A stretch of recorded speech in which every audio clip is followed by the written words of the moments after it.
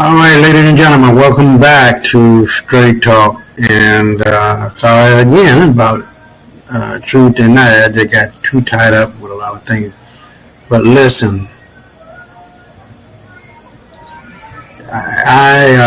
tonight we're going to be kind of short.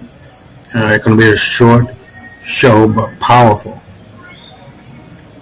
Because to be honest with you, I am just totally done. Not to say that I wasn't done before, but like done with white folks. They have no moral, they have no scruple, they have no character, they have no integrity, they have nothing. Absolutely, positively nothing. Nothing. This white boy who thinks he's a man. Hey, what's up, brother Willie? I really appreciate you, man. Yeah, you know how we do. We're family all the way down to the line, because I know you're a real brother. You know what I mean? But yeah, man, I'm here and I'm just total. I've been done with white folks since I was a kid. But in seeing this, and I know it has been done before, but brother Willie, yeah, man, good to see you too, man.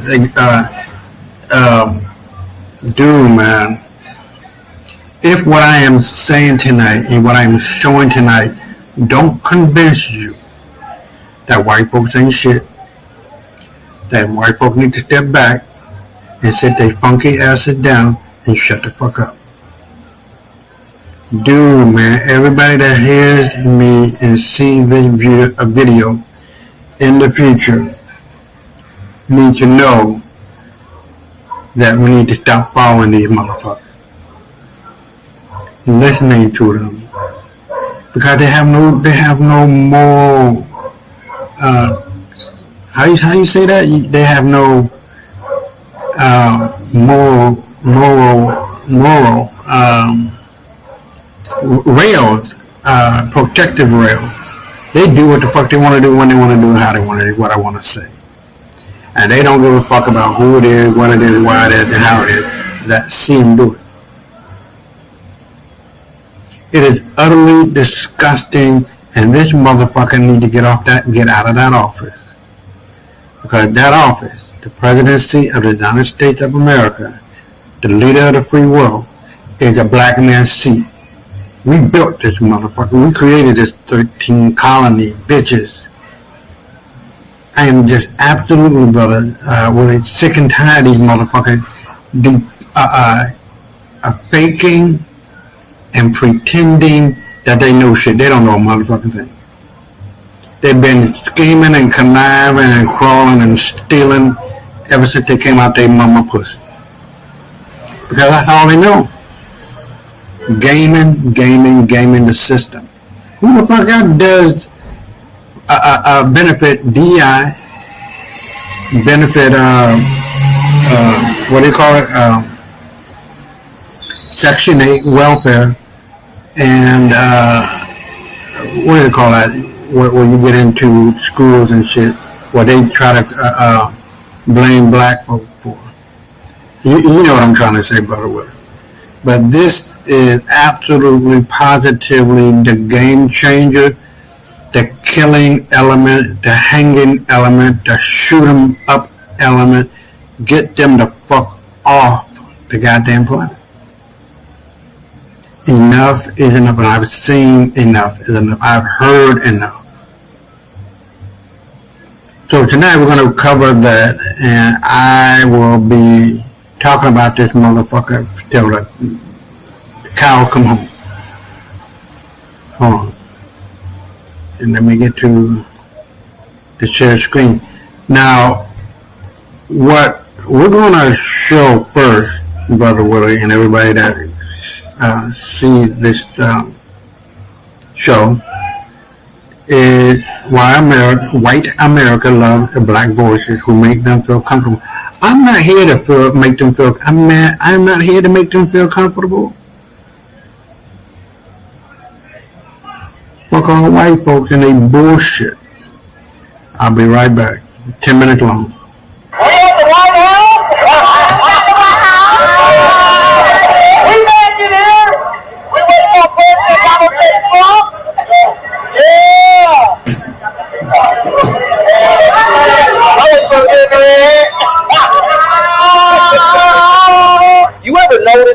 some of the black people who get the biggest platforms always seem to be the ones who never make white people uncomfortable?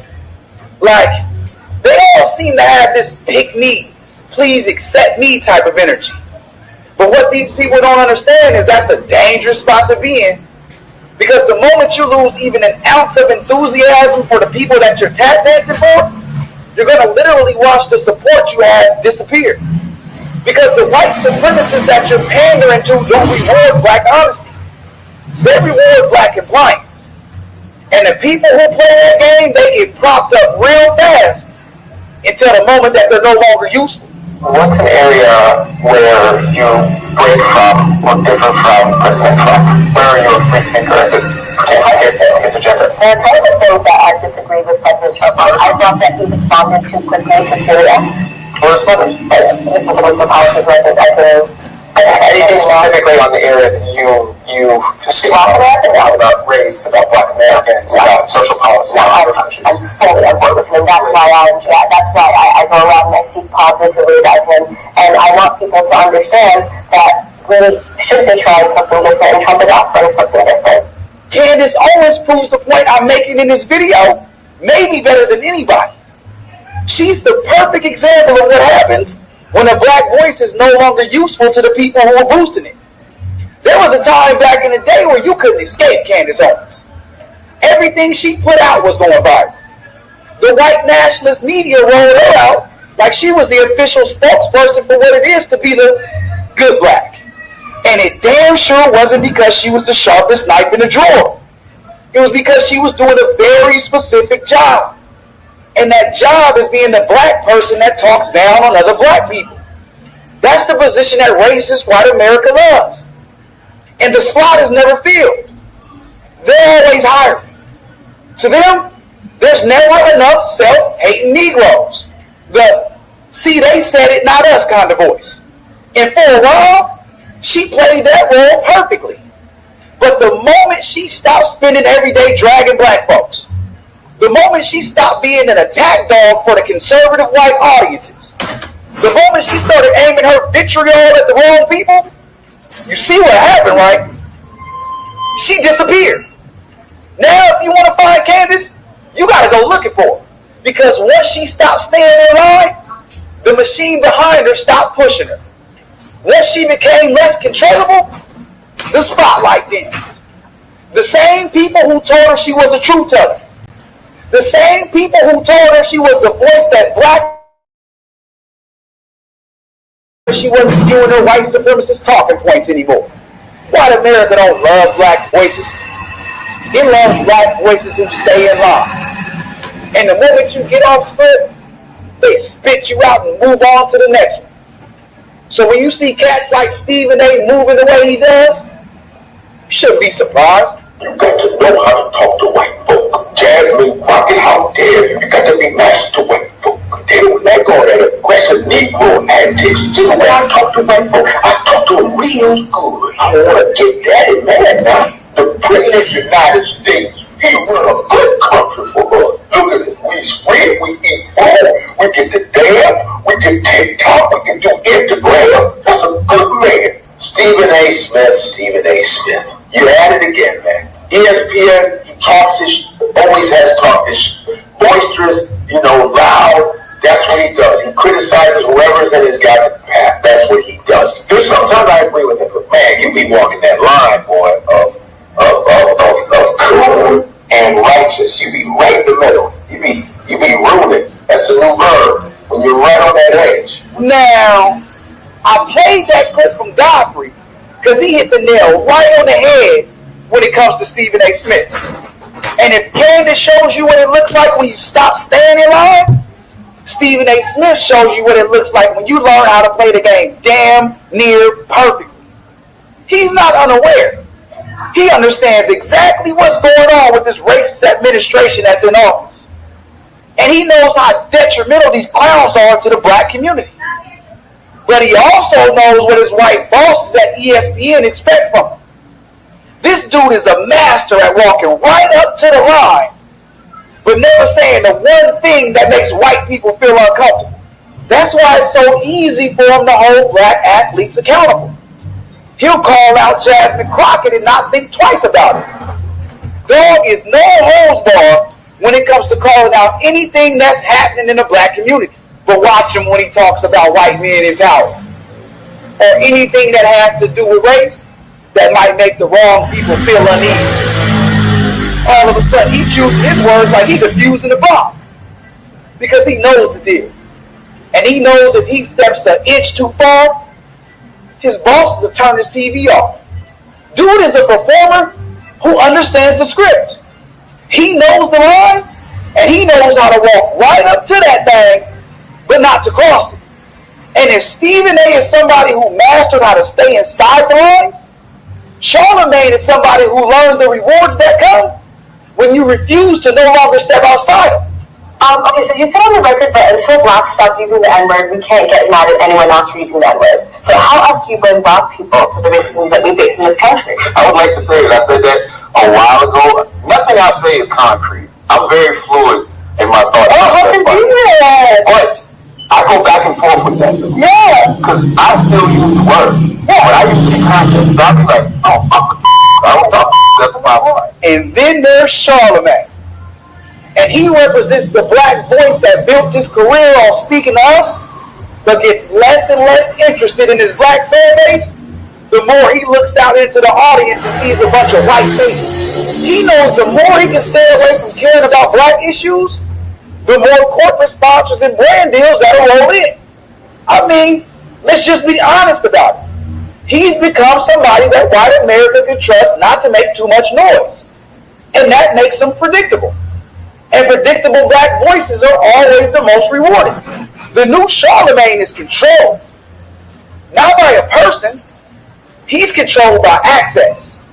He's controlled by the fear of losing what he spent a decade building. He also knows the law. And he knows how comfortable life feels when you never cross it. And once a black person realizes how good the industry treats you when you stop being disruptive, most never go back. Charlamagne didn't stop caring about the black community. He got comfortable enough to stop being dangerous. And once you stop being dangerous in white America, that's when they love you the most. Well, I think I'm like a county from half parts of our personalities too, but it's not always for the same reason. We do it with the intentions of achieving what I call white comfort. Now, you're not going to hear a lot of black people talk about this because not a lot of black people realize that we do it. It's something that's instinctually done to advance yourself wherever you're at, or to just not be affected in a negative way. So, what is white comfort? White comfort is a number of decisions that black people choose to make or not make in order to keep white people that are in the positions of power, or that can just have any effect on them, or to keep them comfortable, or just avoid that inner detective kicking in. This could be in how we choose to dress and not dress. Hold on. Sorry about the noise. Hold on. Personalities we choose to show or not show, or even conversations and interactions that we just completely avoid. At the end of the day, the pattern's clear if you pay attention. Certain black voices get amplified and pushed to the masses, and most of those black voices don't make white people feel uncomfortable. It's about how predictable you are. How safe. Candace Owens rewarded for punching down on her own people until she stopped. Stephen A. rewarded for criticizing the black community but never threatening the machine. Charlamagne rewarded for entertaining as long as he keeps his mouth closed when it comes to criticizing the wrong people. So when you see these characters, ask yourself this: are they speaking truth or telling a story that predominantly white spaces want to hear? Because white America doesn't love black voices. It loves black voices who stay in line. I'm out. I heard that, bro. I heard that. All right, so here we are, man. Brother Willie, man, I'm done. Done. I was done long time ago, but I'm truly done. Now, Trump is sucking dick. They got proof. They got email. They got photos. They got video. And now we can see why he is against revealing the Epstein file. This motherfucker is sucking the dick, swallowing the cum. I'm going to assume, because in the email talking about how did it taste, of Bubba. Bubba, better known as Bill Clinton. Man, you know what?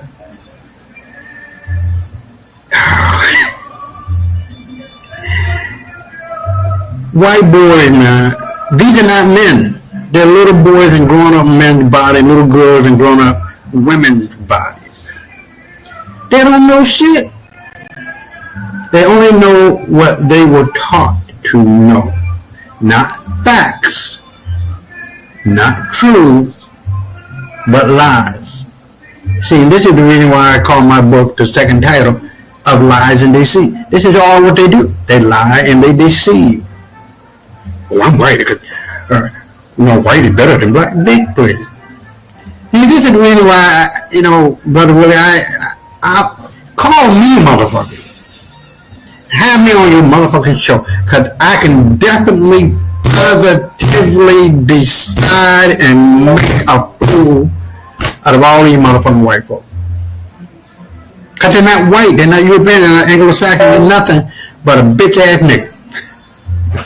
Yeah. They're the worst niggas on the planet. And they're the only niggas on the planet. The scientific term for white folk is troglodyte nigger or Niger, same shit. They're the worst motherfuckers. The white boy name is so dirty that nobody want to be about that life with him. Now I've seen and I've shown that the aristocratic white families of America, they made their money from dealing drugs. And then they legitimize it by opening up museums and art galleries and all this other bullshit.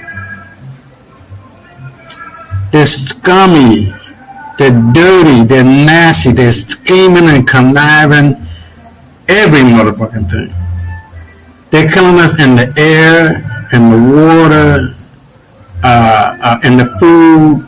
Now Doritos and Cheetos are, you probably seen it, Brother Willie.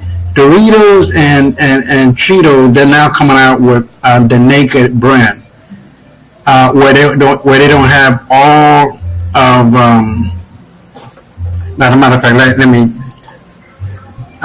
Naked Doritos. Hold on, where they don't have none of the additives and preservatives. Hold on, Naked Doritos. I'll show you. Hold on. The new Naked Cheetos and Doritos. And here it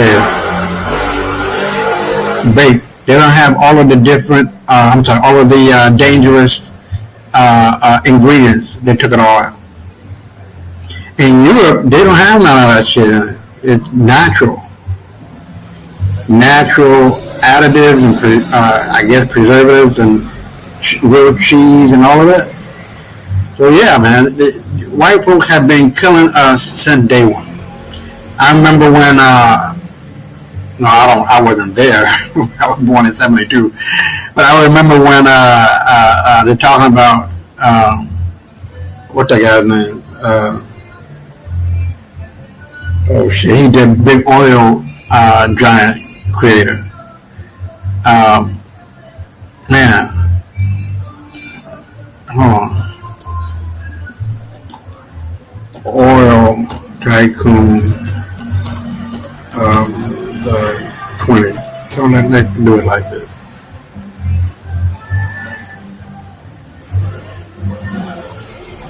Yeah, Rockefeller. So I'm trying to think about that.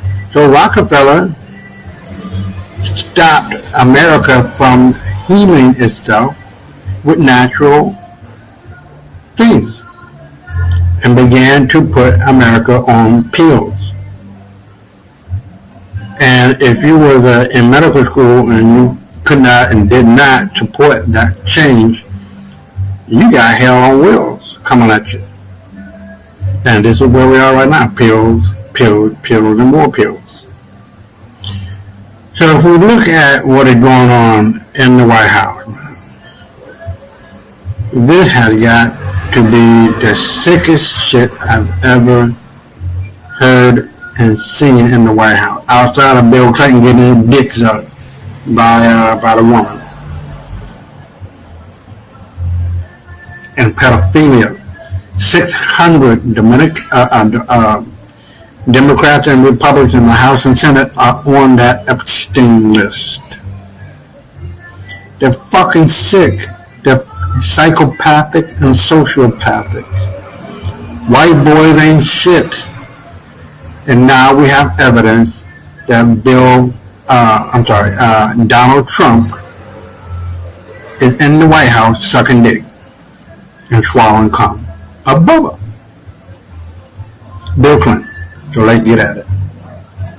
That are coming out look really bad for Donald Trump. Trump is all over those emails, and he's all over them not as a casual, distant acquaintance of Jeffrey Epstein, but he's in there accused of specific things that are really, really bad. Example here. We start with the first one. This is an email where we have Thomas Landon and Epstein writing back and forth. Epstein writes to Landon, "Would you like photos of Donald and girls in bikinis in my kitchen?" To which Landon says yes, and Epstein says Hawaiian tropic girl Lauren Petrella. And later, with a link, says my 20-year-old girlfriend in 93 that after 2 years I gave to Donald. Epstein is saying that he gave, this is such horrible language, you gave a person. He's saying he gave a girl, a woman, a young woman, his ex-girlfriend, to Donald Trump. Dear God, these are bad. Another email, and Landon Thomas is a financial reporter, by the way, for the New York Times. Epstein writes, "Read the BuzzFeed regarding my airplane logs and Hawaiian tropic contest. Have them ask my houseman about Donald, almost walking through the door, leaving his nose print on the glass as young women were swimming in the pool, and he was so focused he walked straight into the door. Not a casual acquaintance, if these emails are to be believed." Now let me do a brief interlude. If you are going to claim that this is all a hoax, you have to account for why long before Donald Trump even declared his presidential candidacy, they would have created this presumably fake email trail. It doesn't make any sense. The simplest explanation is the most likely explanation, which is the emails are authentic and they reflect reality and they reflect Jeffrey Epstein's recollection of events. Emails reveal that Donald Trump spent his first Thanksgiving after getting elected president with Jeffrey Epstein in 2017. Here is a series of emails between Jeffrey Epstein and Faith Cates. Faith asks, "When are you back in New York City?" He says, "Next week." And then he says, when asked who is down there with Epstein, Epstein says, "David Feisel, Hansen, Trump." This email says not Trump might be down here, Trump is down here. Another email from Epstein to Larry Summers, where Epstein says at the top, "Recall I told you, I have met some very bad people, none as bad as Trump, not one decent cell in his body, so yes, dangerous about Donald Trump." Epstein is saying, Trump's the worst I've ever met. Think about what that implies about Donald Trump. And then finally, another email from Epstein to Kathy Rumler in 2018, where Epstein says, "You see, I know how dirty Donald is. My guess is that non-lawyers, New York business people have no idea what it means to have your fixer flip." These are far, far worse emails than even I imagined. And I imagined they could be pretty bad, although we didn't yet have that information. We didn't yet have that evidence. But Trump is not only all over the emails certainly suggest that Trump's relationship with Epstein did not end in the aughts around 2007, 2006, whenever. Trump was hanging out with Epstein even into 2017 at Thanksgiving. This is a red alert disaster for Donald Trump. Trump was asked some questions about this yesterday. You might not be surprised to hear that he declined to answer. Donald Trump has already packed his second-term cabinet with loyalists. He's threatened deportation as political punishment. He's expanded executive authority in ways we have not seen in modern history. These are real changes that are happening right now. And what's even more alarming is that a lot of the media is either glossing over the worst of it or they're reframing it so it all sounds a little more palatable. And that is why I use Ground News. This is a news comparison tool. It doesn't just feed you headlines. It shows you, here's how different outlets, left, right, center, are covering the same story. And this is one of the few tools I know of that can really help you detect the political spin, the bias, catch stories that your usual sources might downplay or not cover at all, on everything from immigration policy to economic shifts. If you want to get a bigger picture or broader picture of what's being reported, Ground News is an invaluable source to keep you informed. And Ground News is offering my audience 40% off their top tier Vantage plan. You'll only pay $5 a month.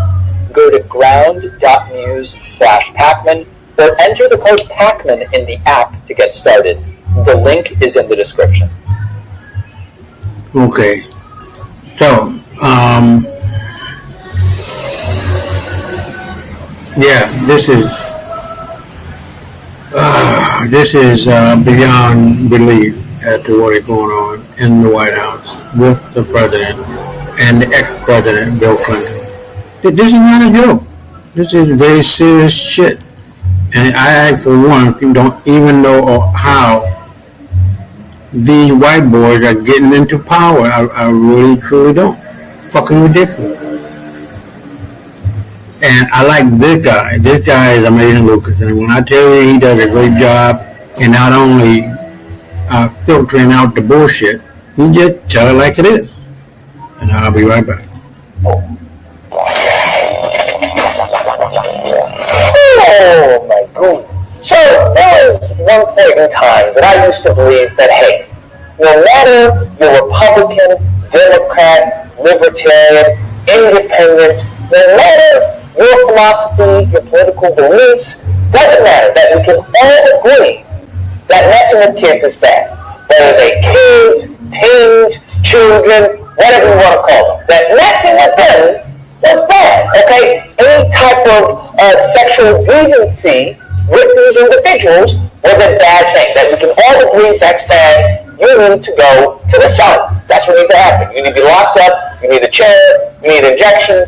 Whatever. It seems that all of us agree on this, except that. Come on now, dog. I don't know what to tell you, but this is a surefire way to know that you're in a cult. If you happen to be on the side where you're trying to run obstacle for, or you're trying to not explain when it comes to someone messing with kids, you may be in a cult. I don't know what to tell you. Or you are just completely morally bankrupt. But it really goes to show that Trump is actually right when it comes to his support. How he's talking about how he can shoot someone in the middle of the day and he wouldn't lose a single vote. They say, I have the most loyal people. Did you ever see that?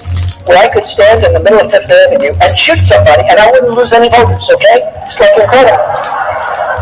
I used to believe that was hyperbole, but now seeing how they're responding to actual innocent kids being attacked, I genuinely believe that. I believe that these people are done. They are cuckoo for Cocoa Puffs. They need to be gone, right? They need to be going to a different country, a different planet, because we can't live around people who are trying to co-sign abusing the youth. They want to talk about transgender. They want to talk about the LGBT propaganda. I hear you, but all of that, okay, if you want to scream all of that over, they're abusing the kids, they're trying to brainwashing them. If you believe all that, but then when we have a whole bunch of evidence of what people are doing on an island of trafficking these individuals, women and children, and you don't care about it anymore, you can miss me with that nonsense. Like, you can miss me completely with that nonsense. Distraction. It's ridiculous. So Epstein Files thing, a little bit played out. And I think it's a moment in time where it should be a sobering effect on millions of people to understand that we don't have news. This is not news. This is mere entertainment / propaganda. He's out of line, but he's right.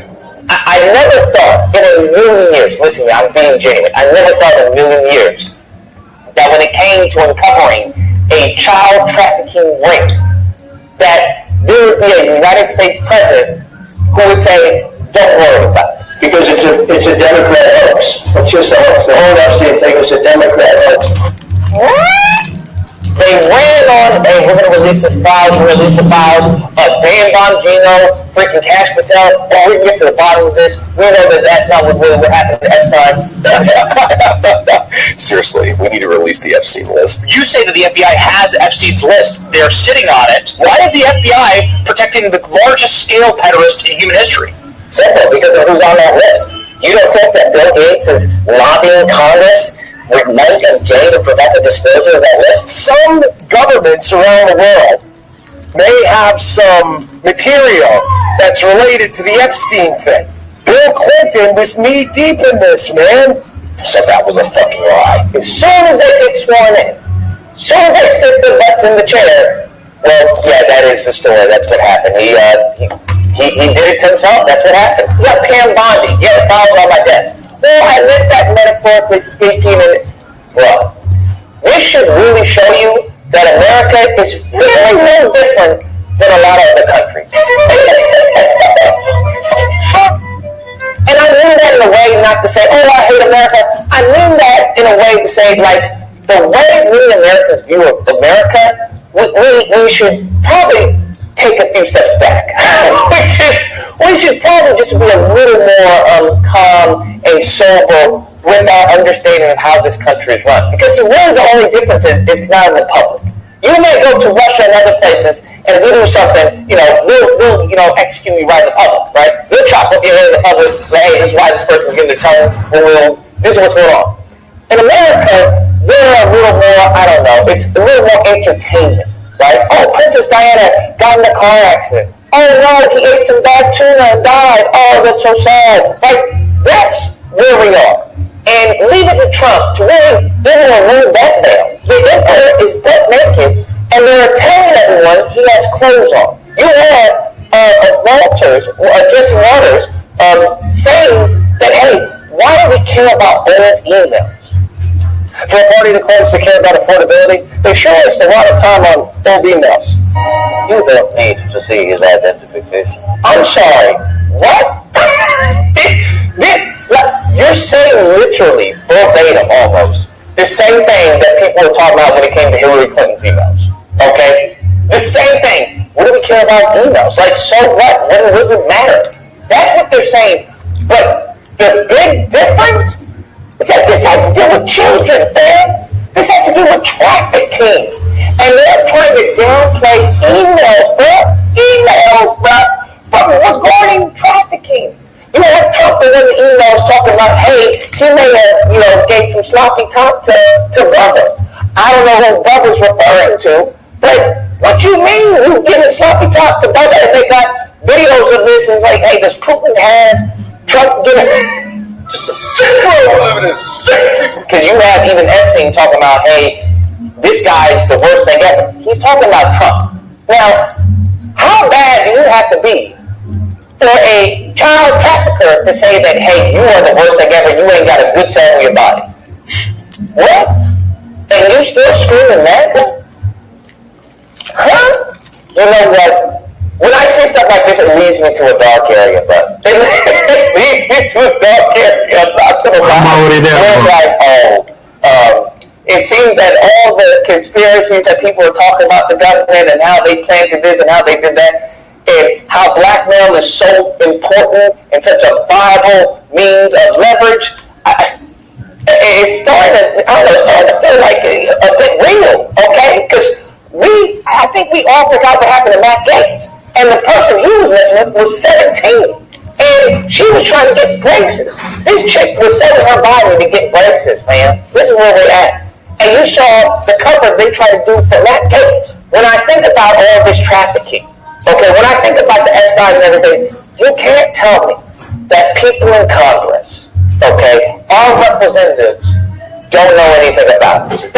You can't tell me that many of these people, whether Republican or Democrat, are not the same people who are aiding and abetting this trafficking. It's like George Carlin said, it's a big party, you're not involved. I don't want to be a part of this party, to be honest. I got I don't want to have anything to do with that. I want to be on the same block as this party. But Trump is such a white ignorant that he knows that, what are you going to do? What you going to do? They can't do anything because they go to the same party that I'm going to. They do the same stuff that I'm doing. So they ain't going to do anything against me. And we're going to have to leave with it. Y'all not going to do anything. But Brondo's got what plants crave. It's got electrolyte. Unless you're about that revolution, unless you're really about that 1776 life, shut up and dribble. Come on, man. And it gets to the point where we had Megyn Kelly. She goes on, and I don't know, man, I'm flabbergasted, though. I get if she, you want, rough elbows with Tucker Carlson and Candace Owens and the conspiracy, and, they got Charlie Kirk. I get that, right? It's all for clicks, it's all for money at the end of the day. Money makes the world go round. But to the point when you're trying to downplay Epstein, because that's exactly what she did. She tried to say, I have a good authority. I have people who know all about the case. Not everything, but a good chunk. As for Epstein, I've said this before, which is a reminder. I do know somebody very, very close to this case who is in a position to know virtually everything. Not everything, but virtually everything. What can anyone say to her when she says, well, I know somebody who knows about the case? You can't ask her for a source, right? Well, who your source? She's not going to tell you who her source is. And you can't deny that, well, you don't know these people. Who are you to say that, right? Who are you? She's Megyn Kelly. You can't tell her what she knows, who she knows, and who she doesn't know. So she's already set herself up in a position where you can't dispute what she's saying. It's a similar tactic that Candace Owens does all the time. Well, I know I have it on good account from people from TPUSA, and yet, regardless, she goes on and says, well, that Epstein really wasn't into, children, right? He was more into, barely legal 15-year-olds. And this person has told me from the start, years and years ago, that Jeffrey Epstein, in this person's view, was not a pedophile. This is this person's view, who was there for a lot of this, but that he was into the barely legal type. Like, he liked 15-year-old girls. Stop it. Get some help. Now, pause for a second. I'm unaware in anywhere in the United States of America where a 15-year-old is considered barely legal. I don't know what the heck she is talking about. It's not even a funny situation. But when you refer to a 15-year-old as barely legal, we should be checking your hard drive, okay? We should be looking at your phone records. That's what we should be doing, okay? She should be under investigation. But the problem is, who's going to investigate her? Kash Patel? Dan Bongino, who's all in on the official story for Epstein? Is that what you're telling me? Damn, what do you do then? Who watches the Watchmen? Who police the police? The police? So that's already a red flag right there because a 15-year-old isn't barely legal.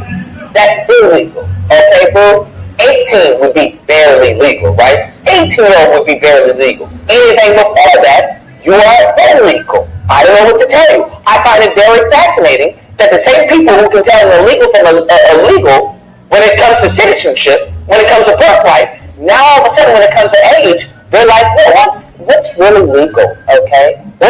What does this mean to be an adult? What does it mean to be a child? And I'm like, y'all sound familiar, similar to what you said the Democrats were trying to push, was the whole match, right? The minor person, attractive persons. Y'all sounding very, very similar to them. And I'm just, it's a little off. Not gonna lie. It's not a little, it's a lot.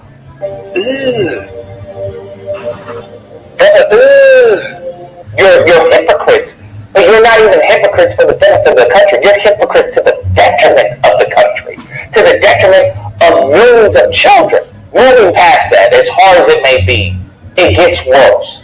Because then she goes on to say, well, he was more attracted to like the teens who could pass as if they were younger, but when you looked at them, they looked like they were legal. And I realize this is disgusting. I'm definitely not trying to make an excuse for this. I'm just giving you facts. That he wasn't into like 8-year-olds. That he liked the very young teen types that could pass for even younger than they were, but would look legal. What you just said is one of the most insanely idiotic things I have ever heard. Now, riddle me this, Batman. What the hell is she talking about? What is she talking about, man? We need to put a hat on her with a question mark because she is a new Riddler. Because that makes no damn sense. So let me get this straight. They're illegal, which doesn't even make sense to begin with because you're talking about a 15-year-old. So a 15-year-old who looks younger, right? They look younger. The very young teen types that could pass for even younger than they were. But you're saying they can pass as an adult? They can pass, but would look legal to a passerby. How does that work? How are you a child? You see how these white folks are, man? You're even a younger child, but from other people, you look like you're illegal. It doesn't even make any sense. What she's saying doesn't even make any sense. They're just, and the lady next to her, she got a whole Star of David on going, What point in time did you say, Megan, can I interject for a second? I don't think that's what you mean to say, right? I think you probably have misspoke, but nothing. She's just co-signing, And then they tried to joke about Pam Bondi. And it's like, you're trying to discredit Pam Bondi, not about releasing the Epstein files, but you're trying to discredit Pam Bondi to run cover for Epstein. That's what she was doing. She was trying to say, well, Pam Bondi, said that, he did this and that. And, I can't trust Pam Bondi. And it wasn't until we heard from Pam Bondi that they had tens of thousands of videos that for the first time I thought, oh, no, he was an actual pedophile. I mean, only a pedophile gets off on young children abuse videos. She's never clarified it. I don't know whether it's true. I have to be honest. I don't really trust Pam Bondi's word on the Epstein matter or anything else. Wait, what?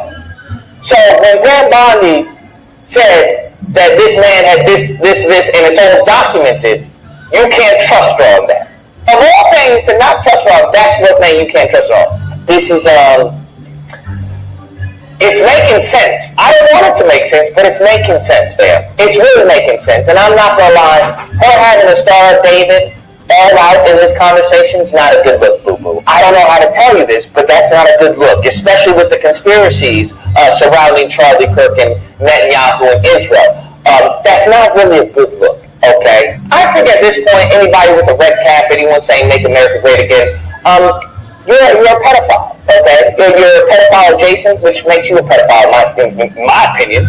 If you're advocating on behalf of a pedophile, congratulations, you are one. That's how I see it, okay? So I guess you can join Drake and have a fun day. Anyways, guys, that's the video. Let me know what you guys think. I don't see the either or here. I really don't. I think all of us should understand that this is not good, that this is bad, that if we're trying to cover up for people who are responsible for innocent children and women being trafficked, that's bad. Surely we can agree on that. But apparently we can't. Apparently we can't, and that's a sad day in this country, a real sad day. Anyways, I hope you guys enjoyed the video. If you happen to have a disagreement, you know where to find me Thursday through Saturday disagreement day. Call in, duke it out. If you did enjoy the video, please feel free to like, share, comment, let me know what you guys think, and subscribe. And all that fun stuff. Till next time, guys, be amazing. Yeah, this brother, man, hold on. This brother is on point, and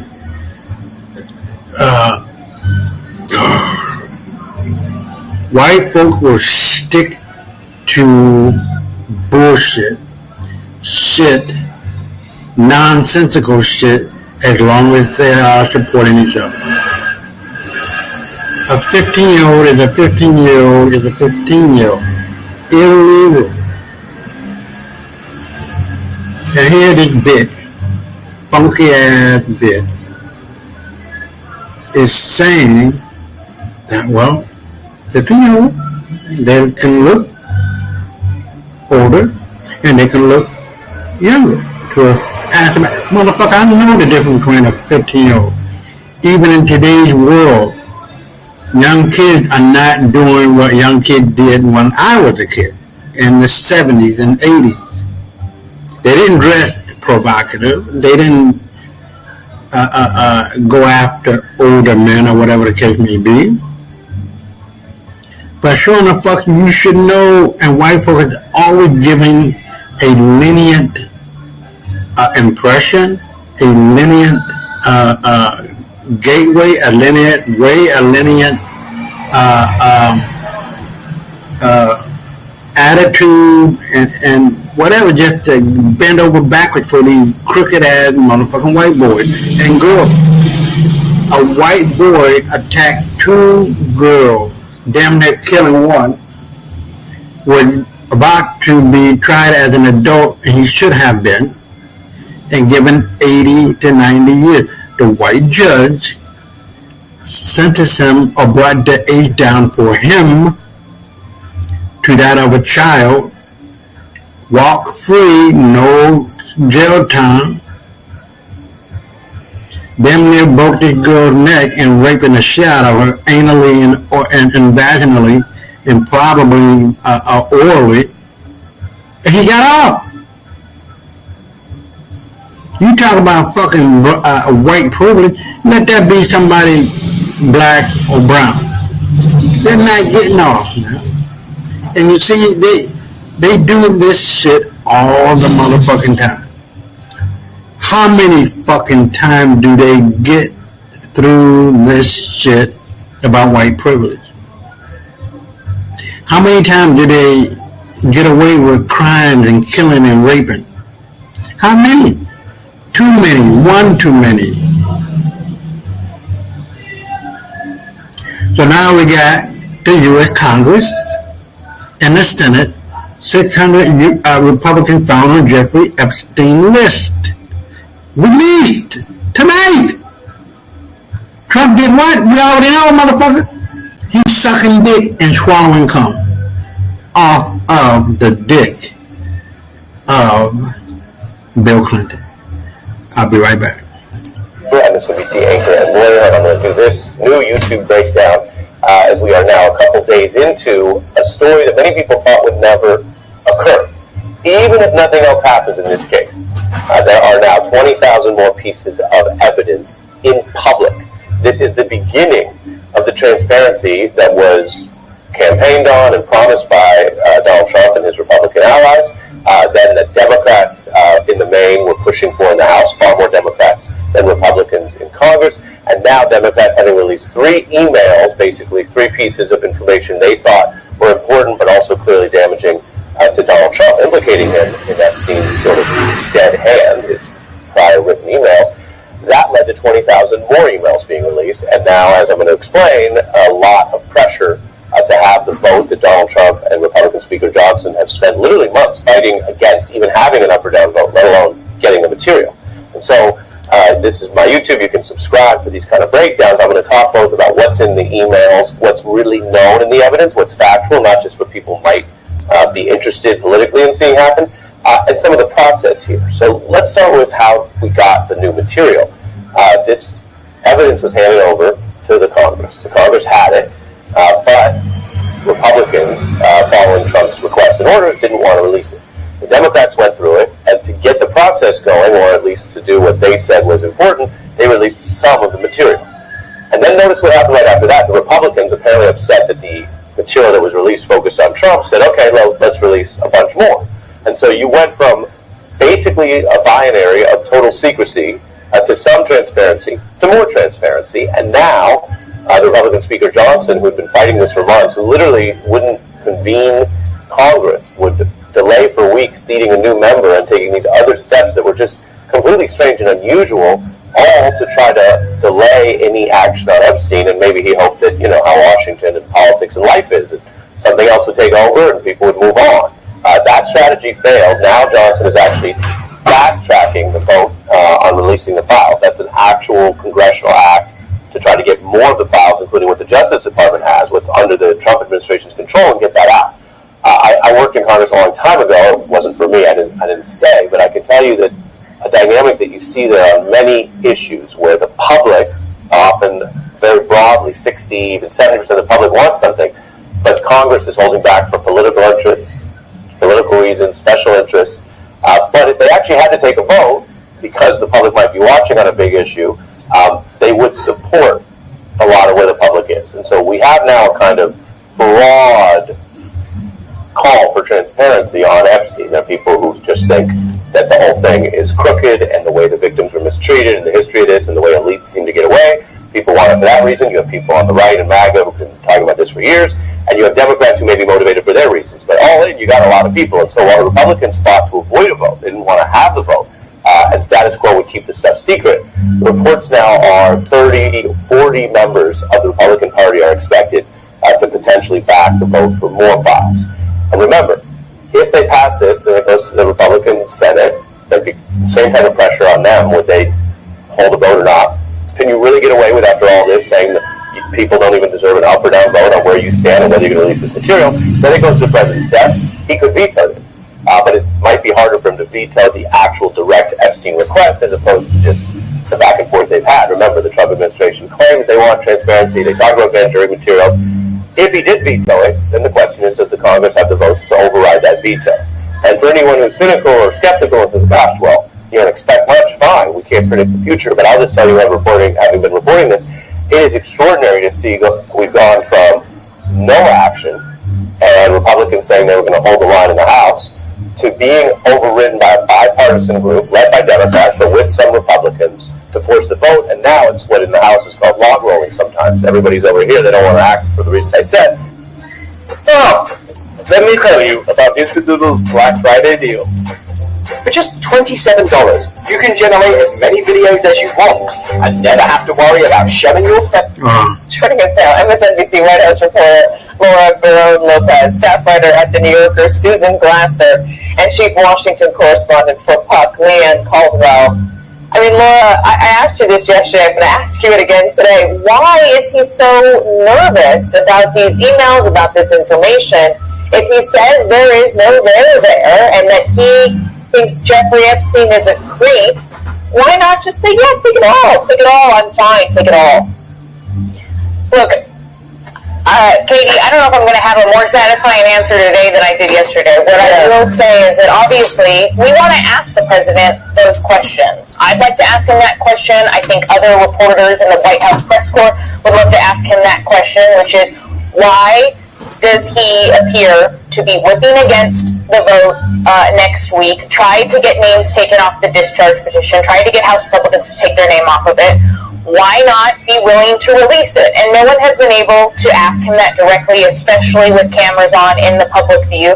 And when White House Press Secretary Caroline Leavitt was asked very directly about some of the substance of these emails the other day, she was asked by CBS reporter Weijia Zhang, did the president ever spend hours at Jeffrey Epstein's house with the victim? And she didn't answer it. So they're not necessarily engaging on the substance of the emails. They're not engaging on why the president is trying to divert and distract by saying he's going to now direct the Justice Department, ask the Justice Department, the Attorney General, to investigate others who he knows who may have had some relationship with Jeffrey Epstein. But obviously the president had a long relationship with Jeffrey Epstein. That's well documented. So despite eventually saying that he kicked him out of his club years later, he had a relationship with him, as all those videos and those emails show, and apparently does not want these to be released.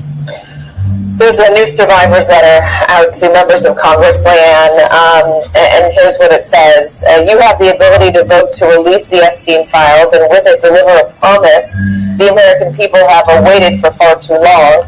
We implore you to do so. Several weeks ago, when a few brave survivors stood before you and recounted their harrowing stories, many of you were shaken to your core.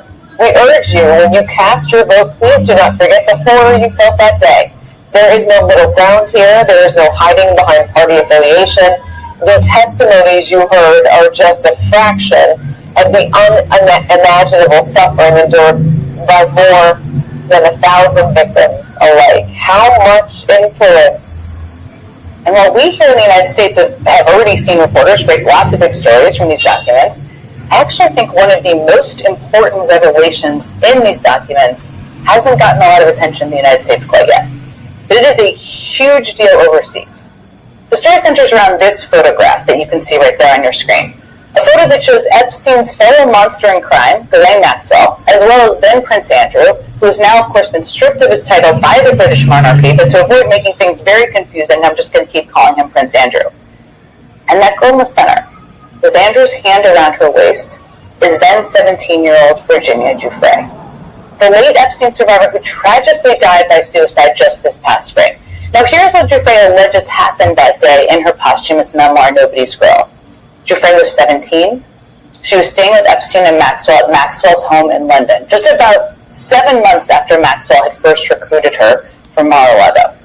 Well after Epstein had allegedly started sexually abusing Giuffre. Maxwell woke her up that morning telling her it was going to be a special day, that she was going to meet a prince. And when Prince Andrew arrived at Maxwell's house that evening, Maxwell asked Prince Andrew to guess Giuffre's age. The 41-year-old prince guessed correctly, 17 years old. Now realizing that her mom would never forgive her if she met someone as famous as Prince Andrew and didn't pose for a picture, Giuffre got her camera, and Epstein snapped the photo. Then they all went to a nightclub. Prince Andrew bought Giuffre a cocktail and danced with her. And on their way back to Maxwell's house, Maxwell told Giuffre, when we get home, you are to do for him what you do for Jeffrey. Now I'm going to spare you the rest of the truly wretched details. But Giuffre says that she and Prince Andrew had sex that night at Epstein and Maxwell's direction. And it was the first of 3 such encounters, which she also details in her book. Now, both Maxwell and Prince Andrew have both vehemently denied any of this ever happened. And a key part of that denial has been asserting that this photo, the infamous photo of them with a 17-year-old Giuffre, is fake. Hold on.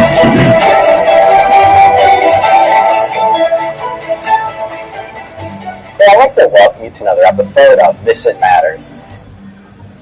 It's a fake. I don't believe that. I don't believe it's real for a second. In fact, I'm sure it's not. There's never been an original. And further, there's no photograph, and I've never seen a photocopy of it. I don't believe it happened. And certainly the way I've described would have been impossible. Reaction to the Epstein Files breakdown video. So let's dive into this. First, Ari Melber brings up a major point here. Trump's role in the Epstein case. There's no denying that the recent release of emails from Epstein's files is shaking things up. You can almost feel the pressure mounting on Trump with the way he's reacting to these revelations. The man's usually pretty good at brushing things off, but this time, he's acting very different. There's no calm confidence. He seems rattled. And that's a red flag, right? The emails and their impact. The emails that came out implicating Trump are definitely troubling. You've got Epstein and Maxwell talking about Trump's involvement with victims, and the way they speak about him makes it sound like he had more knowledge than we'd like to think. I'm not saying this is concrete evidence yet, but the fact that they're implying Trump had this insider knowledge, that's not something you can just dismiss, especially when it's coming from the people at the heart of the scandal. What's even more telling is Trump's behavior around these emails. Instead of addressing them head-on and trying to clear his name, he's trying to stop more material from being released. If you were innocent, wouldn't you want everything out there to clear the air? It makes you wonder what he's really worried about. The congressional vote drama. Then we get to the whole drama in Congress. It's almost like a game of tug-of-war with this transparency issue. The The Republicans, especially Speaker Johnson, have been dragging their feet for months, trying to keep this under wraps. And Speaker Johnson is gay in a motherfucker. Damaging emails, and suddenly the Republicans are like, all right, fine, let's release more. It's almost like the political interests are playing a game of who can hold out the longest. But now, the pressure's on. You can feel that shift in the air. If the Republicans finally cave and allow the vote to happen, this could be the beginning of a flood of information. What's striking here is how public pressure is changing the game. We've seen this before. When the public demands something, it's hard for politicians to keep stalling. Whether you're on the left or the right, transparency here is starting to look like a non-negotiable issue. And if 30 to 40 Republicans actually get on board with this, that's a big deal. It's going to be hard for anyone, especially those in the Senate, to avoid this conversation. We're talking about potential votes that could break the dam wide open, and trust me, people are going to be watching closely Trump's panic and the Justice Department. Trump's panic mode is another major point here. I can't help but notice the contrast between his usual defiant, nothing to see here approach and the way he's trying to stop the release of more documents. The fact that Trump's reportedly pushing to block these files from getting out, that's not something you do unless you're worried about what might come next. And remember, this isn't just about him. It's also about how his administration and the Justice Department under his control may have handled things improperly. We're talking about potential cover-ups, manipulation of the legal process, and people in high places potentially covering for Epstein and his network. If you dig into this deeper, you'll see the pattern. It's not just about Trump. The whole system looks shady. The way Maxwell's treatment has been handled, the way key figures like the Attorney General might be involved in questionable actions, this starts to look like an open question of justice and accountability, and that's something that needs to be addressed, regardless of the political fallout. The bottom line, a call for transparency. What strikes me at the end of this breakdown is the fundamental question Ari raises. Do we want the truth, or are we just playing a political game? People on both sides of the aisle, Republicans and Democrats alike, are pushing for more transparency. At the core of it, it's about getting answers, especially when lives have been destroyed and the powerful have been complicit. The public is not going to let this slide. We deserve to know what really happened, and no amount of political maneuvering is going to keep us from demanding those answers. What happens next will be a big deal, not just for Trump, but for everyone involved in this case. Transparency could be the key to exposing what really went down, and it could shift the entire narrative on how these elite figures operate when they think no one's watching. So yeah, let's see where this goes. But one thing's for sure, the more we learn, the harder it's going to be for anyone to just pretend it didn't happen. This is just the beginning.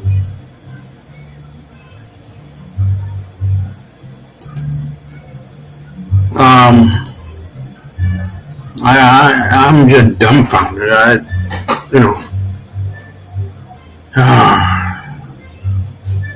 Very disappointed with Trump. How he just want to do what he want to do when they want to do it in our house and in our office of the presidency of the United States of America. Unfucking real.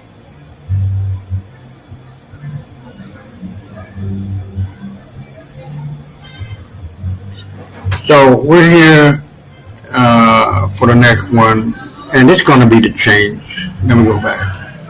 This is going to be the change. There's a new day dawning.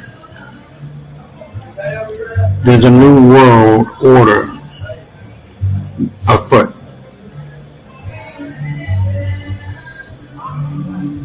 And the new world order is black.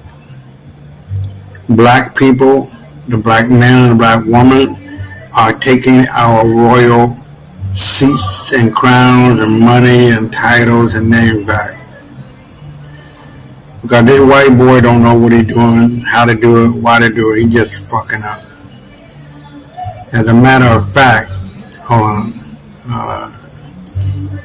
Let me go to YouTube, and I'm going to play this one.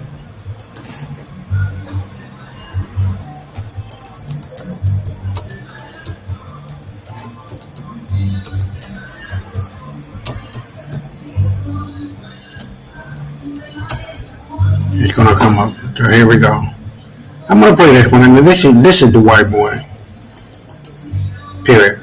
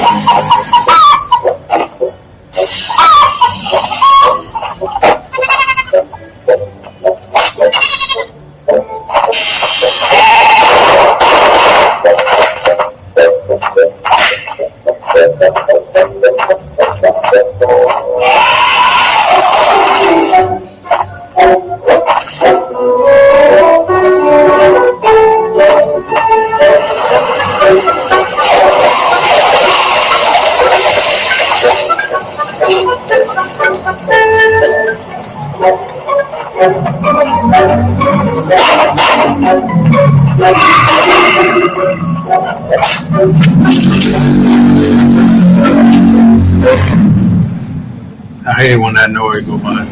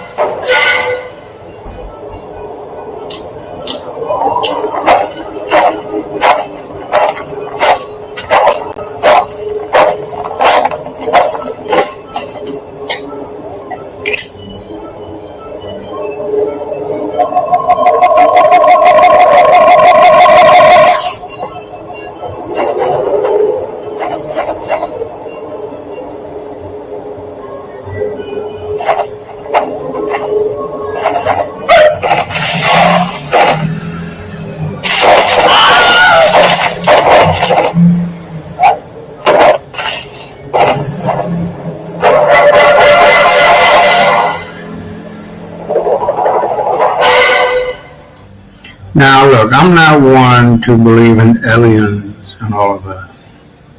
The 3-Eye Atlas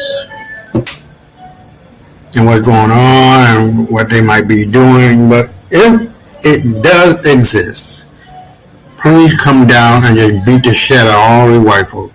Cause they gotta go. The world is too fucked up. There's no mind, there's no peace, there's no tranquility, there's no sense of righteousness, justice, and truth, knowledge, wisdom, and understanding. It's all based on bullshit.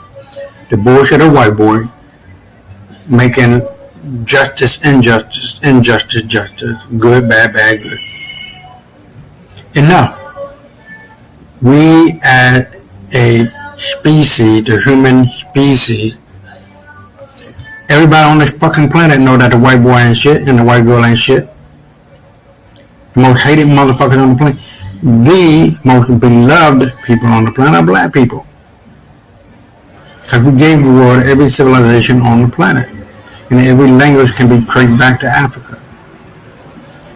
We need to wake the fuck up and realize that this white boy is not a man. This white woman is not a white girl is not a woman. They have no scruple. They have no care in the world. As long as they're getting what they're getting and living high on a hog and sitting down on a throne, living on and on top of the shit they done made. And you just saw that in that cartoon video. But we'll see what happens with Three Atlas. I don't know. But what I do know is that there is a new day dawning. And Neil deGrasse Tyson says it. Africa rise to global power. The Afro gold, the PAP system of payment, the fact that Africa or the black man and woman are taking control over the sea, the 7 seas again. We have control over all the oceans that are connected to Africa, and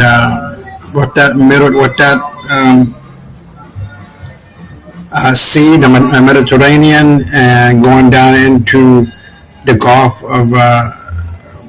I'm trying to remember what it is, but you guys probably know what I'm talking about. That's the main route for world trade. We run that shit now.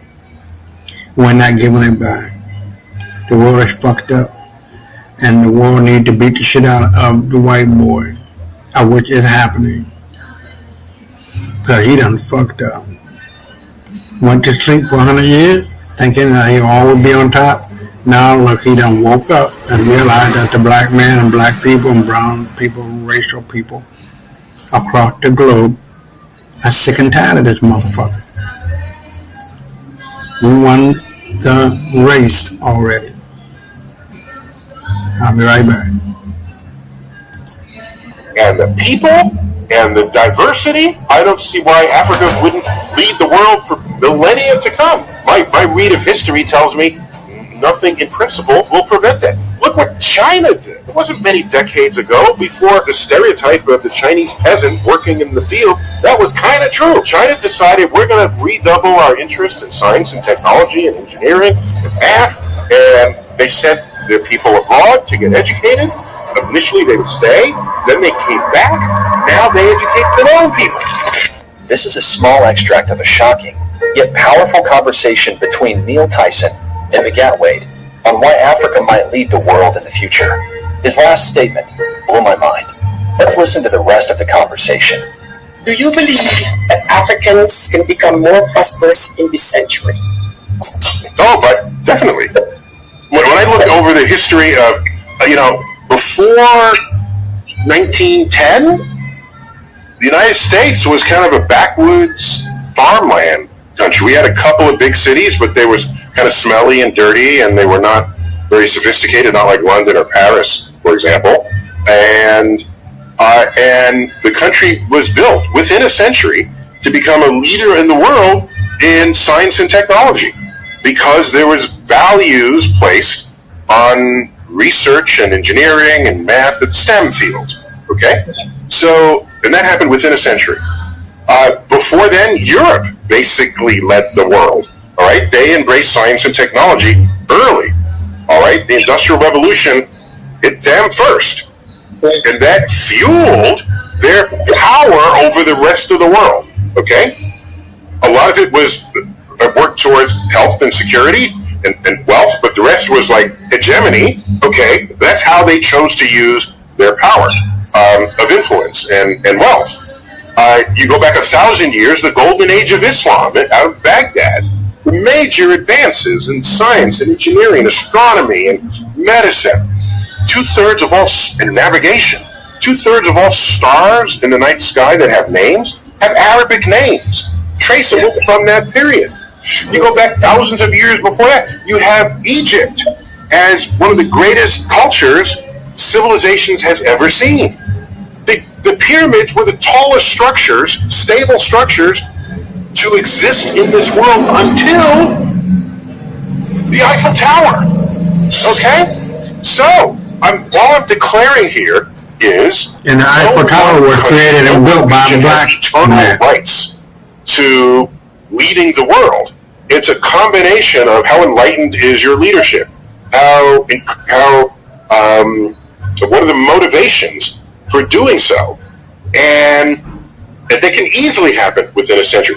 Africa, with the resources that are built in just to the land and the people and the diversity, I don't see why Africa wouldn't lead the world for millennia to come.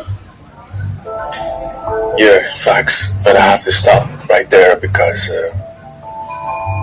it forgot to say and to talk about all these civilizations.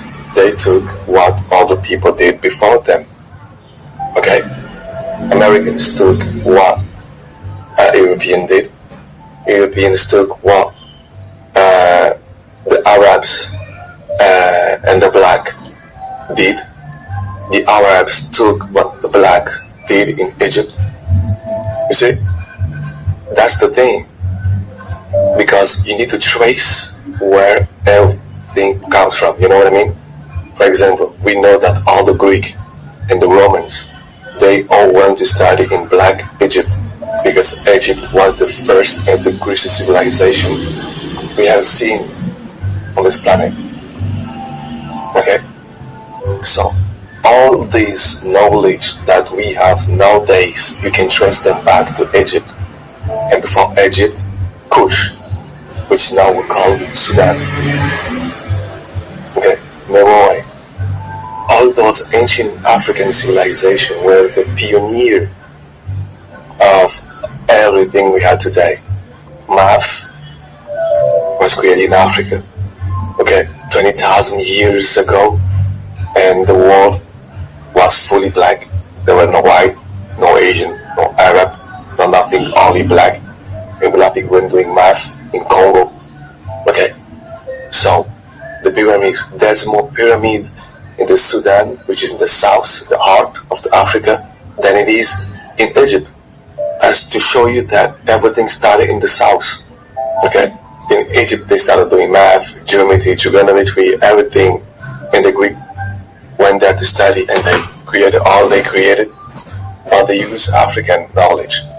The Roman did the same thing, they colonized the Greek and then they went back to Africa to take the knowledge. Then the Arabs did the same thing. The Arabs went back to attack Egypt and they get the knowledge. The Jewish did the same thing. Okay? Then the Arabs and the black people, they went to Spain and Portugal and South France. It's what you call the Moorish Empire. Okay? Black and Arabs taking over Portugal, Spain, Italy, South of France. They brought the knowledge. They brought the Greek studies, the Greek philosophy written in Arabic. And the Europeans started to learn Arabic and they started to translate from Arabic to European language. And they went back to Greek and Latin. Okay. And then they became the superpower. And then they did not do good things with that power. They wanted to colonize, enslave people. You see, that's the difference. Then the Americans came in, they did the same thing, became superpower, and they started to colonize, started to creating wars everywhere. That's the difference between Africans and Arabs and the white people. African created knowledge for the people, to help people, and they never enslaved nobody, no other race, no nothing. They shared the knowledge, they welcomed the people on the continent. Then when the Arabs took the power, they started to enslave people. When the white people took the power, they started to enslave people. When America took the power, they started creating wars everywhere, going everywhere. That's the difference. Of course, Africa is going to be a superpower in the future. And so, yeah. And with the United States just looking from the sidelines, that's my read of history tells me nothing in principle will prevent that. Look what China did. It wasn't many decades ago before, the stereotype of the Chinese peasant working in the field, that was kind of true, okay? China decided we're going to redouble our interest in science and technology and engineering and math, and they sent their people abroad to get educated. Initially they would stay, then they came back, now they educate their own people, okay? But they don't have to learn their science and engineering in other countries. They do it in-house in the country. China says we're going to put a person in orbit, bada bing. They put a person, we're going to build a space station, bada bing. So we're going to put people on the moon, that spooked us. We haven't been on the moon in 50 years, and all of a sudden, hey, let's put people on the moon. It's kind of the right time. Well, why is it? Well, China is doing it. All right. So we're seeing a shift in science and technology to China, and so I don't see why things can't shift to Africa. It's wonderful. Well, thank you so much. Even. It's overdue. Thank you so much. Neil, is there anything that you wanted to bring up that we didn't get to bring up? Or a simple thing. A lot of what I shared with you are derived from thinking that went into the Starry Messenger cosmic perspectives on civilization, or what I shared with you in that book. And so in there, it's fully footnoted, and there's precision in the communication, especially when we were talking about Republicans and Democrats, it's numerically accurate in those, how many states out of 10 were red or voted blue, who went one way or another, which presidents had which budgets. It's all in there. So I invite those who never felt comfortable assigning someone else's political platform to their own views. The chapter in that book called Conflict and Resolution is all about how to apply your own rational thinking to information so that you can decide you are your own individual. Yes. Which we all are, ultimately. Ultimately. Now, this has been really fun, Neil. I knew I could count on you to, just take things back from a more fair view of looking at things. It doesn't matter where people land in terms of, in the end, what they perceive to be. I think at the end of the day, there's just a process that needs to be had. So excellent, and thank you for noting that. And like I said, what we have seen in the last 300 years is that science and technology brings nations out of poverty. So it's a matter of bringing more science and more technology to Africa, even though it's hugely agricultural, of course. Even agriculture benefits from applications of science and technology in ways that would not have otherwise been possible. So, yeah. No single nation has eternal rights to lead the world. What stops Africa, a continent with unmatched resources and untapped potential, from leading the world? Shout out to African Hub for the video. It's a fact. Africa will lead the world just like anyone else. And don't forget that Africa did the first and the best. So we were the first to pray, to speak, to walk, do the math, to travel overseas, to do agriculture, to create. So that's not new. Like you say, it's all about bringing technology, knowledge to your people, and having leaders that can, create a space that is safe, where your own people can study, can live, can eat, can do everything they need to grow, to explore their genius. And as long as we have wars, proxy wars, sellout leaders, it's gonna be difficult, and it's gonna take longer to reach that level. Why? Because when we have leaders that are working for the people, for the country, for the continent, things are going to move very fast. You know what I mean? Creating schools, creating hospitals, creating the infrastructures, public transportation, roads, trains, ports, bridges, everything we need. So people can move fast. People can have everything they need fast. And if you do that, that's crazy. We already have a lot of Africans outside of Africa, in schools in Europe, America, doing great in STEM field, science, technology, engineer, and math. For those who know what STEM stands for. Okay? We have all these people all around the world, all these black people, just like Chinese did. They studied and they came back to the country to develop the country because their leaders wanted that. But the problem is that our leaders in Africa don't want that. They are sellouts. Because all of us that are out of Africa, the student out of Africa, the engineer, math, stuff like that, we all are able to go back, to become teachers, to share the knowledge, to educate the next generation. But because we have sellout leaders, we can't even go there. They don't want us to do that. So we just can't start businesses. But all we want is to go there and to start universities, schools, to teach our people those things. And that's the problem we are having with Africa's leaders.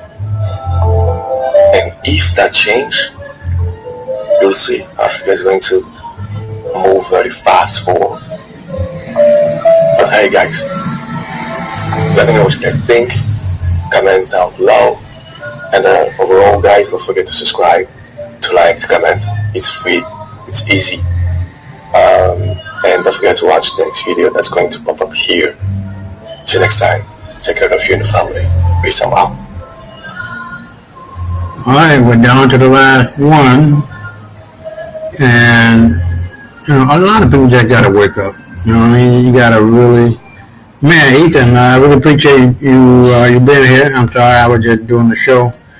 But definitely, man, I appreciate you and let people know about the show. We're on Tuesday night, Eastern Standard Time at 8 o'clock, and on Saturday night, like we're doing right now, at 8 o'clock.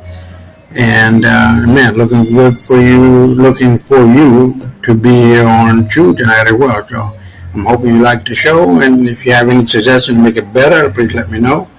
And hit that subscribe button and click it for all the videos that will be coming up, all right?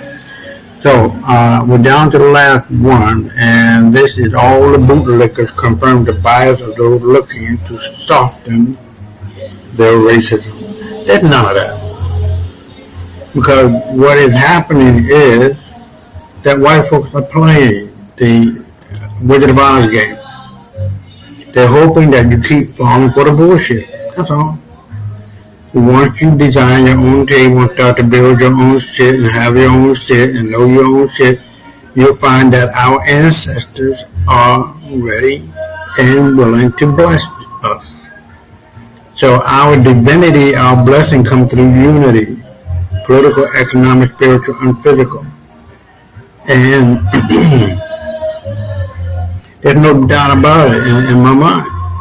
So white folks are playing the Wizard of Oz game. They pull back the curtain and bitch slap the shit out of them. That's it.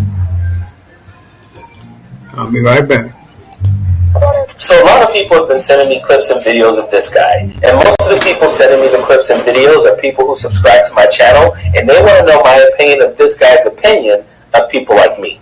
Other people who are sending me the videos are sending them to me because it's their confirmation bias. Their bias is that Charlie Kirk was not in no way a racist. Their confirmation is that this guy is saying exactly how they feel. So let's get into it. First, I want to show you a video of Charlie Kirk getting into a debate with a college kid about how DEI makes you feel when you see black pilots. And then this guy giving his opinion that Charlie Kirk was not being racist, he was being rational. That United Airlines is saying that they want 40% of all their pilots to be people of color or women. Anytime we reach racial quotas, we relax the standards. So when you see a black pilot, you wonder, boy, is that person there because they earned it or because they were placed there? That's what DEI does. It makes you ask questions you otherwise would not ask. Okay, there are a lot of incorrect statements being made there, but I think the first assumption that we make is that Charlie Kirk is being honest about the statement made by United Airlines. He's not. Here's what the statement says. United States sets new diversity goal. 50% of students at new pilot training academy to be women and people of color. United Airlines is the only major U.S. airline to own flight school, United Aviate Academy. United Aviate Academy plans to train 5,000 new pilots by 2030, at least 50% women or people of color. Scholarship commitments from United and JP Morgan Chase ensure highly qualified, motivated, eligible applicants won't be turned away for financial reasons. United Aviate Academy, now accepting applications, aims to enroll first 100 students this year. One thing I want you to understand about the statement that United made, and there's an entire article about it as well. The barriers that they have been finding in enrolling more women and people of color into their flight school is not a color barrier. What they have found is that it has been a financial barrier.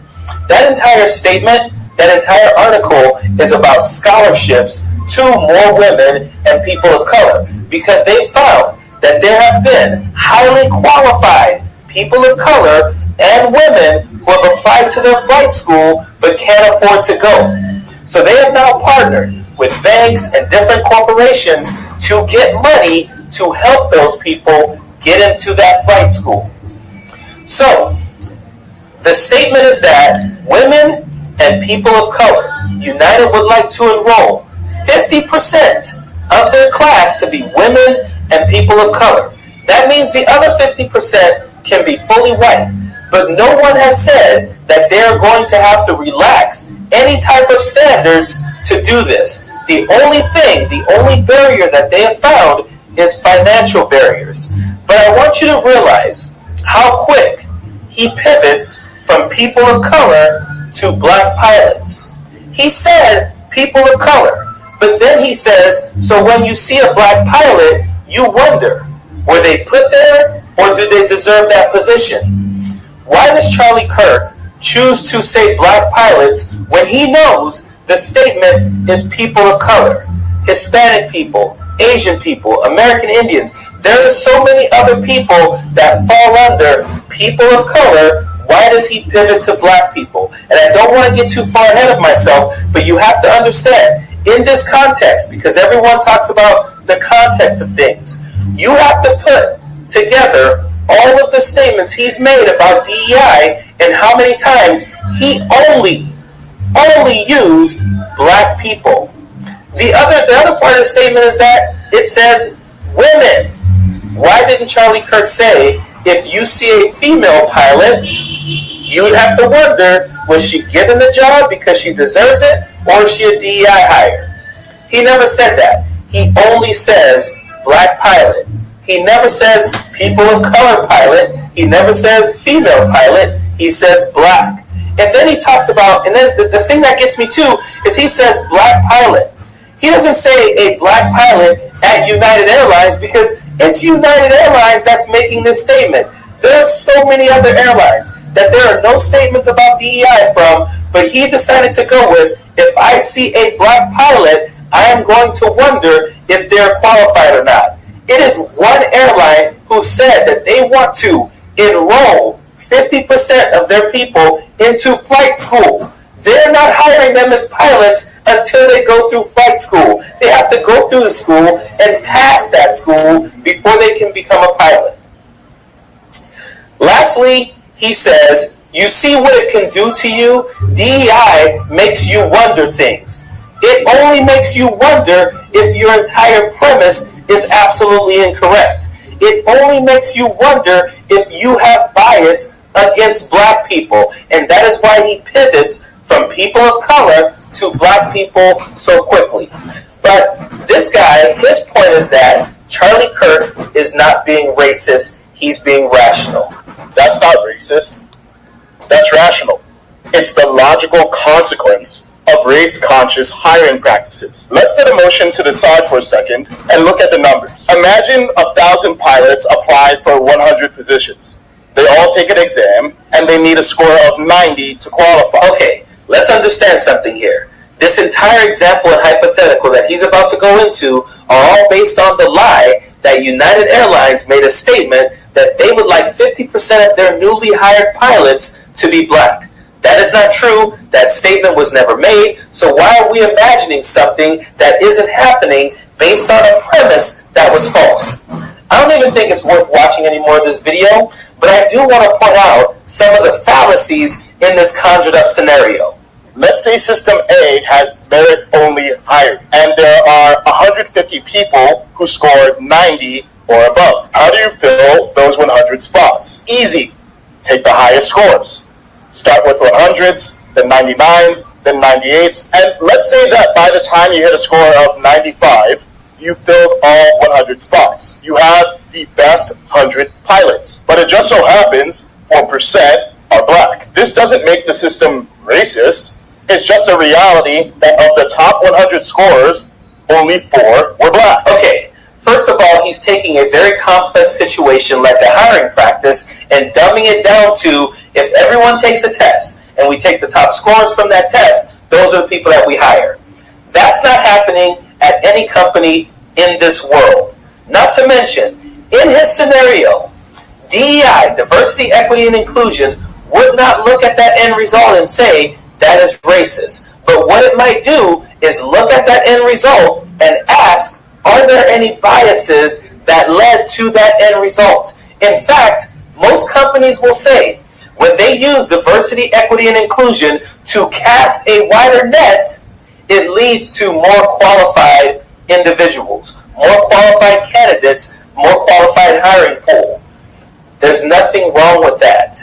Your entire premise, again, is based on a lie. And now you're making up a very simple scenario based on that lie to justify the lie. Under this system, it would be irrational to wonder if a black pilot was qualified. The only thing that mattered was the score. But now imagine system B considers test scores, but also has a racial target on top. They want 13% of pilots to be black. But again, out of the top 100 scores, only 4 were black. So we need 9 more pilots. So now we have to go past the top 100 pilots to find the next highest scoring black pilots. We go to pilot 101, then 120, then 130. In the best case, so the remaining 9 black pilots we need are all somewhere in range 101 to 150. But here's the problem. You don't have the 100 black pilots anymore. And here's the worst case. What if you don't have 13 black pilots who scored 90 or better? Well, we can't change that, but we can redefine what qualified means. You can deprioritize test scores. You can add protective factors like overturn adversity or culture fit. Not someone with an 89 who overturned adversity. He's someone with a 95 who's not a culture fit. Okay, I just didn't want to bore you guys with his long drawn-out case that he made for why hiring less qualified black pilots was a problem. Again, when that entire argument was based on a lie.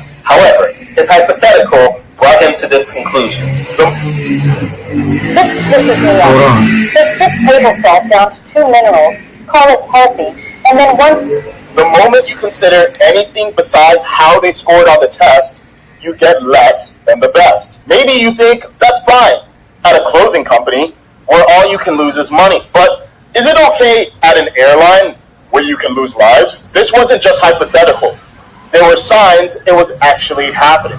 In 2021, United launched a pilot academy with a stated goal of 50% of students being women or people of color. In 2014, the FAA changed air traffic controller hiring and gave advantages to applicants who'd been unemployed or had lower GPAs. To be clear, United claimed they only changed recruiting goals, not pilot hiring directly. But can you see why someone might wonder if a black pilot is there because they were the best or because they were black? Only if they're racist or had internalized racism like you do.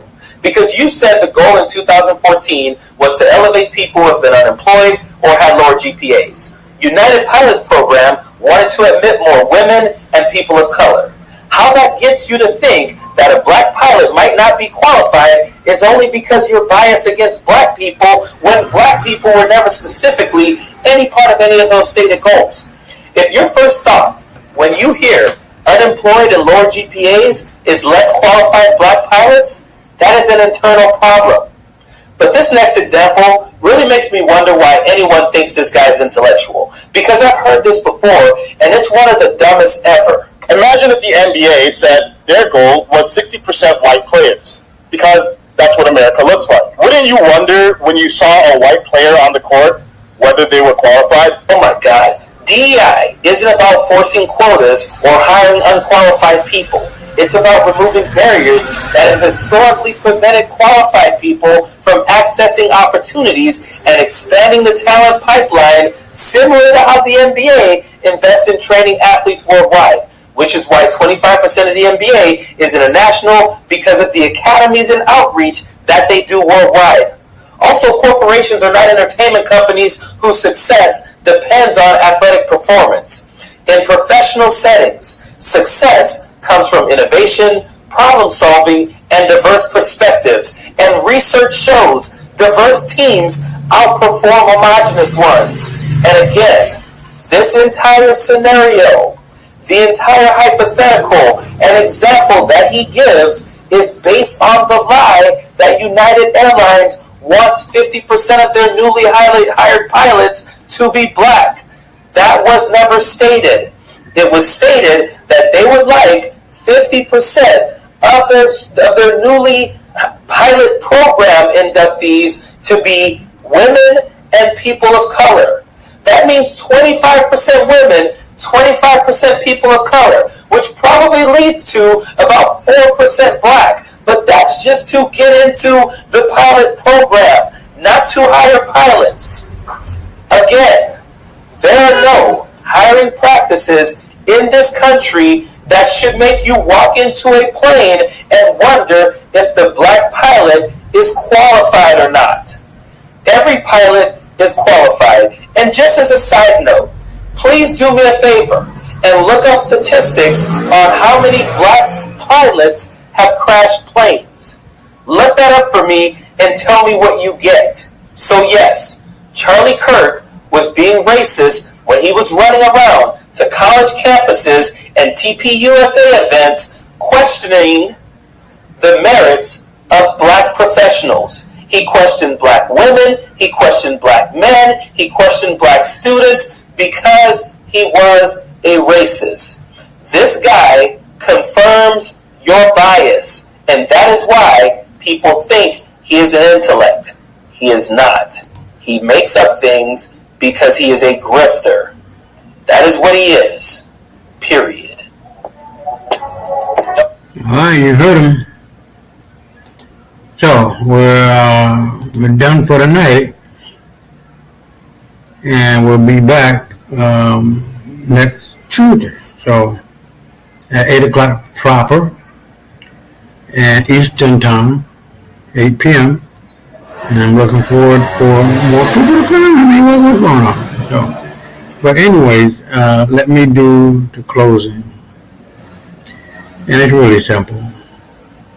Fuck all white folks, man. They're not even qualified.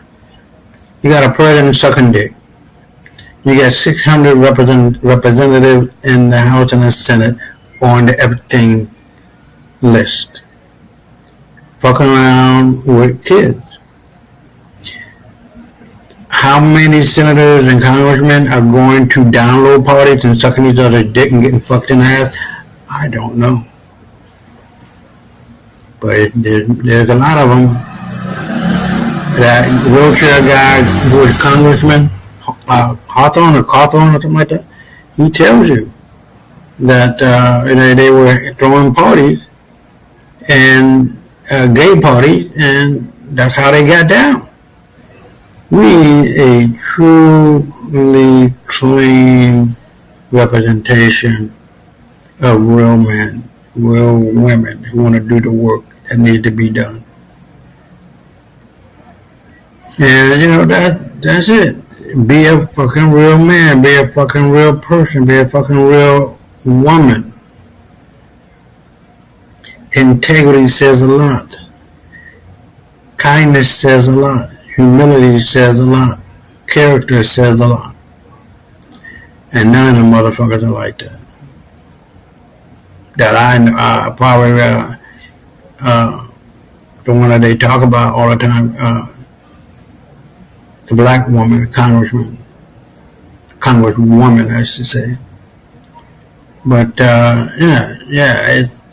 it's done. And white boys are not it. They'll never do it right. Never. And so with that, for the next 24/7, 365, stay black.